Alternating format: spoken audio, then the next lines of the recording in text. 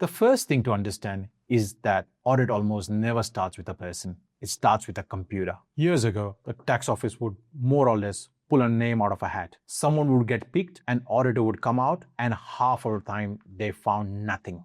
That's not how it works now. Now, they data match. So your bank feeds, your payment platforms, and your asset registry all gets pulled together and compared against what you are reporting.